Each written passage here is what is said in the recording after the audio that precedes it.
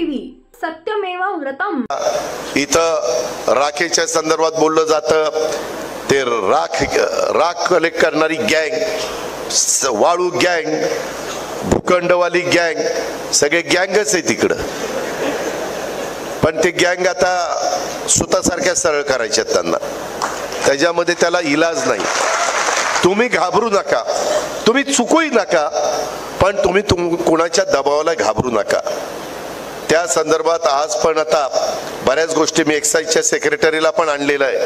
काय काय करायचं ते येताना आमचं बोलणं झालं. मी इकडं उतरलो 8 वाजता आणि मी योगेशजींच्या घरी गेलो आणि त्यांना सांगितलं की तुम्ही अधिकाऱ्यांच्या बरोबर बसून ही सगळी तयारी करा, म्हणजे मग मी मीटिंगला बसल्यावर माझाही वेळ वाचेल आणि आपले कामं पण लवकर होतील. आणि मी एवढी व्यवस्थित यंत्रणा राबवतो, तुमचं तुम्हालाच कळेल की मागच्या तुलनेमध्ये कामाचा स्पीड वाढलेला आहे. पण रस्ता नुसता मंजूर करून बिल जो काढेल ना, त्याला नाही मातीत घातला तर बोला मग. तो रस्ता दाखवावा लागेल. पहिले फोटो ते जे एक्झिक्युटिव्ह इंजिनियर असेल, डेप्युटी इंजिनियर असेल, तसले लाड अजिबात होणार नाही. जो पैसा आहे तो पैसा सत्कारणी लागला पाहिजे, पैसा हिशोब नीट लागला पाहिजे. मी पण 5 पैसे कोणाचा मिंदा राहणार नाही, पण जो पैसा दिला जाईल, आता उद्या इथंही पैसे जे काही तुझ्या खुर्च्या बिरच्या तुटल्या, कुठं बळीराम तुटला म्हणत होता, तेही चांगल्या पद्धतीने आपण करू. पण ते केल्यानंतर टिकवण्याचं काम तर तुमचं आहे ना. कमी येऊन बघू, तुटली कर खुर्ची, मी करून देईल ना, पण तुमचं तुम्ही स्वच्छ ठेवलं पाहिजे.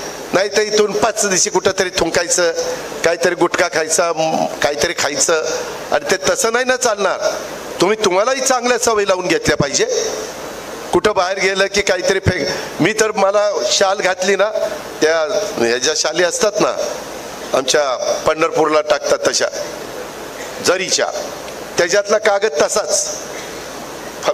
हार आणला ना, ते पिशवी असते तिथेच मी पहिली ती पिशवी उचलतो. मी आता उचलायला सुरुवात केल्यावरती लाजगाजत, नाही दादा राहू द्या, दादा राहू द्या.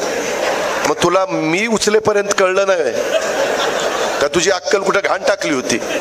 नका ना आणू, शाली आणू नका, टोप्या घालू नका मला, त्याच्यामध्ये हार घालू नका. येऊन नुसता नमस्कार करा, तो मला प्रेमाचा वाटेल. पण भला मोठा हार, जेवढा मोठा हार तेवढी भीती वाटते. याला काहीतरी याने कुठंतरी मारली, काय मारली ती बघा तुम्ही. आणि त्याच्यामुळं ते हाराचा बोजा आहे आता आपल्या मानगुटावर. सुरती चिन्ह काही देऊ नका.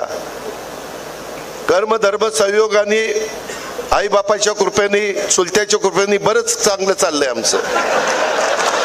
काही देऊ नका, फक्त प्रेम द्या.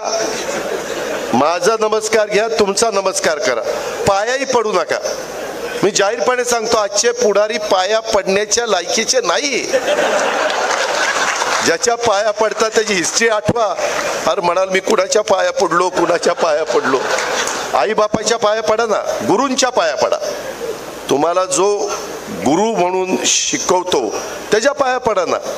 पूर्वी यशवंतराव चव्हाण, वसंतराव नाईक मोठी माणसं होती, आबाळा एवढी मोठी माणसं होती, त्यांच्या पुढे नतमस्तक होऊ ना. छत्रपती शिवाजी महाराज आहेत, संभाजी महाराज आहेत, राजमाता जिजाऊ आहेत, बाबासाहेब आंबेडकर आहेत, महात्मा फुले आहेत, मौलाना आझाद अण्णाभाऊ साठे आहेत. महान युगपुरुष होऊन गेले. किती महिला, किती जणांची नावं घेऊ.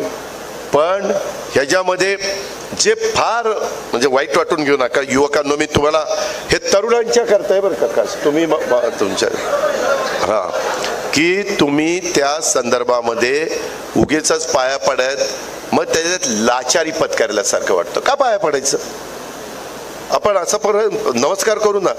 आपण पूर्वी काय म्हणायचो, राम राम किंवा नमस्कार म्हणायचो का नाही, सलाम वालेकुम, काय हरकत आहे? आपण सगळ्या जाती धर्माचा आदर केला पाहिजे. कुणाचाही आपण त्या ठिकाणी मनात आडी ठेवता कामा नये. ही पण माझं तुम्हाला सगळ्यांना सांग, मला खूप बोलण्यासारखं आहे, परंतु मला बळीराम, तू आणि तुझ्या प्रत्येक बाकीच्या कार्यकर्त्यांनी किती सभासद केले, पुढच्या वेळेसपासून ते पण सांगितलं पाहिजे. वेगवेगळ्या सेलनी काय केलं, त्याच्यामध्ये बाकीच्या कमिट्या करताना जे आमचं सूत्र आहे त्या पद्धतीनं मी कमिट्या करीन. म्हणजे राष्ट्रवादीला किती, भाजपला किती, शिवसेनेला किती, DPCचा पण निधी कुणाला किती, हे एक सूत्र आम्ही ठरवलेलं आहे एक शिस्त लागण्याकरता. त्याच्या बाहेर मी त्या ठिकाणी जाणार नाही. पण ते करत असताना मी ती कामाची यादी पण बघणार.